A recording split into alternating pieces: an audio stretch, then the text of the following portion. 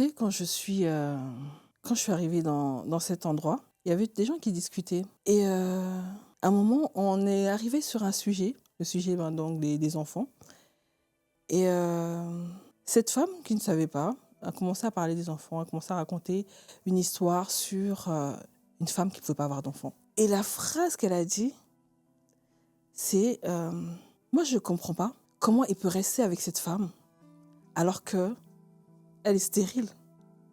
Elle ne sert à rien. Et je l'ai regardée et je me suis dit, comment une femme qui est de surcroît mère, parce qu'elle avait des enfants, cette femme, peut se permettre de parler d'une femme qui souffre de cette manière. On ne se rend pas compte que les mots peuvent causer de graves problèmes aux autres. Quand vous êtes stérile, la première chose qui vient à l'idée, c'est on voit un ventre vide, une bassine vide, et on dit femme stérile, femme avec un ventre cimetière.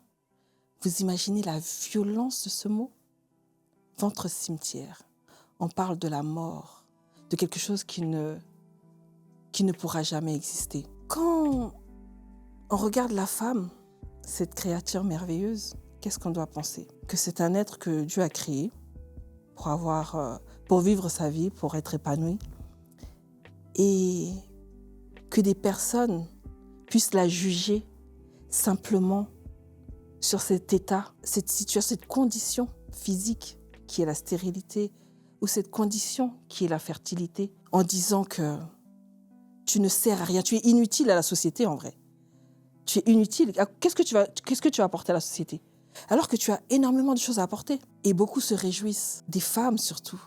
Le pire, des femmes qui vont à l'église, des femmes qui vont à la mosquée, des femmes qui vont dans des lieux de culte, des femmes qui disent aimer Dieu. Ce sont ces mêmes femmes, ces mêmes mères qui peuvent voir une autre femme à terre et continuer d'appuyer sur la douleur. J'aime toujours raconter l'histoire de Pénina et de Anne. Cette histoire m'a marquée parce que je me reconnais en cette femme. Pénina, c'était la femme d'Elkana qui avait des enfants. Et Anne ne pouvait pas en avoir. Et Elkana, il disait à Anne, mais tu m'as. Qu'est-ce que tu veux de plus ? Tu m'as. Alors que lui, il était heureux parce qu'il avait Pénina qui avait des enfants. Mais Pénina traumatisait Anne. Cette femme, tous les jours, la mortifiait en lui disant qu'elle ne servait à rien. Elle avait des enfants, elle lui montrait ses enfants, elle lui disait que tu ne sers à rien. Et Anne pleurait, souffrait en elle. Les mots sont durs, mais on ne s'en rend pas compte. Quand tu vois cette souffrance, tu passes. Tu te dis c'est rien, c'est rien, ce sont que des mots. Mais ces mots-là emmènent des personnes à se détruire. Ça emmène des personnes à la dépression. Ça emmène des personnes à l'anorexie, la boulimie, des troubles. Il faut réfléchir avant de parler.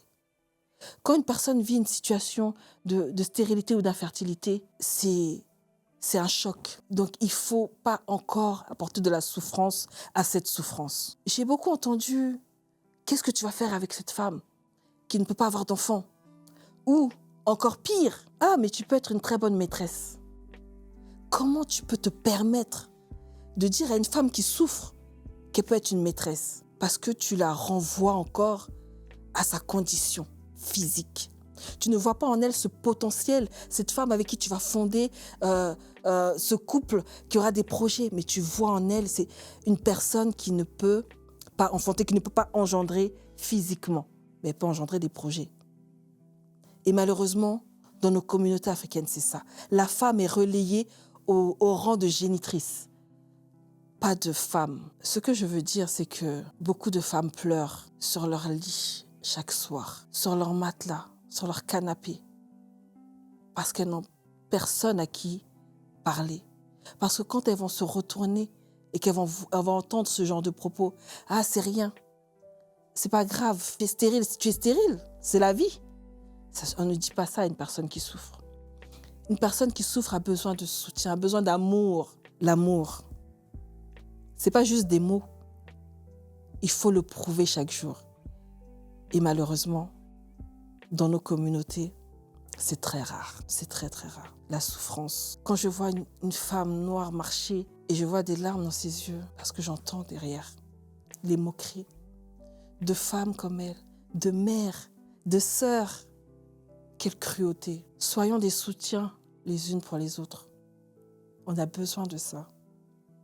On a besoin de s'aimer, on a besoin d'amour, on a besoin de force. Vous savez, je repense à toutes ces personnes avec qui je discute et qui aussi vivent ces situations, qui me disent « Natacha, je ne sais pas comment tu as pu supporter ça. Comment tu as pu supporter toutes ces années qu'on puisse te dire que tu étais un ventre vide. » Je dirais que je tire ma force de Dieu. Merci.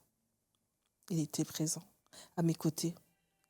Et je tire ma force aussi, paradoxalement, dans les enfants.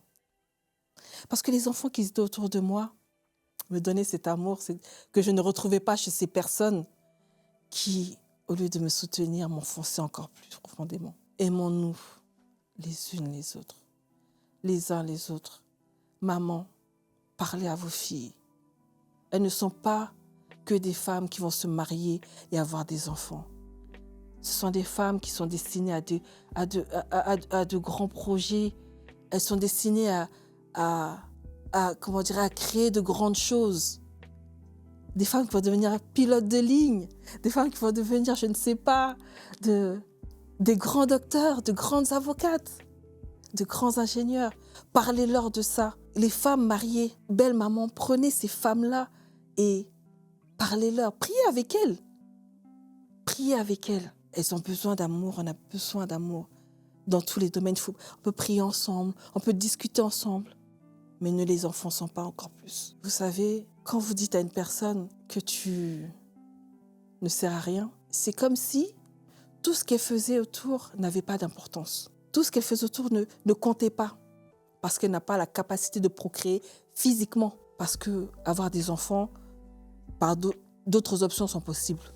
Mais quand vous dites que parce qu'en ce moment précis, elle ne peut pas procréer, elle ne sert à rien, elle est inutile, c'est vous-même, vous mentir à vous-même aussi. Parce que vous savez très bien que cette femme apporte de grandes choses à l'humanité par ce qu'elle produit chaque jour. Mais je vous en prie. Et en tant que femme, je veux que toutes les femmes on puisse se soutenir dans ne pas se traumatiser encore plus. Comme je vous ai raconté l'histoire de Pénina et de Anne.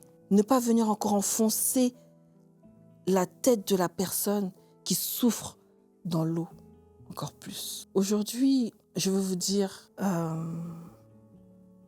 soyons fiers de nous, déjà. Soyons fiers de ce que nous sommes. Nous sommes des femmes merveilleuses, des femmes puissantes. Nous allons sur la Lune aujourd'hui. Et on peut être fiers de ça. Donc ne soyons pas seulement rétrogradés au rôle de génitrice. Et ne nous laissons pas imprégnés par ces paroles nauséabondes qui viennent sur nous, qui nous rabaissent, qui veulent nous détruire. Non, ne nous laissons pas rabaisser par ça. Au contraire, prenons ces paroles et déconstruisons-les. C'est pas parce que quelqu'un va te dire que tu ne sers à rien que tu ne sers à rien. Ne l'écoute pas, ne prends pas son mot pour argent comptant. Je sais qu'aujourd'hui tu vis cette situation, que tu te dis pourquoi il me dit ça. Il te dit ça pour te blesser. Mais toi tu vas te relever. Parce que tu vas prendre ces mots et tu vas les inverser. Tu vas dire non, je suis une personne qui mérite, qui vaut plus que ça. Je suis une personne merveilleuse. Je suis une personne qui entreprend, qui développe. Même si ces personnes disent ça, je rejette ces paroles. Et tu avances. Et toi-même, tu te donnes des paroles valorisantes. Il faut te relever. Il faut te battre. Ne laisse pas ces personnes te détruire. Au contraire, avance. Et tu as un partenaire. Avec ce partenaire, soyez soudés et avancez ensemble. Et battez-vous ensemble. Aujourd'hui, mon conseil que je pourrais te donner, c'est lève-toi, regarde-toi dans le miroir et vois la personne que tu es. Il n'y a rien d'écrit sur ton front. Tu n'as pas de tampon, il est écrit stérilité, il est écrit ventre stérile, ventre cimetière, il est écrit il n'y a rien, tu es une merveilleuse créature, tu es une belle femme. Habille-toi, sors, prends soin de toi. Et avec ton compagnon, comme je le dis, soyez soudés et avancez ensemble. Donc n'écoute pas à ces personnes, ne te laisse pas détruire par ces personnes. Tu vaux beaucoup mieux que ça. Avance et relève-toi, relève-toi.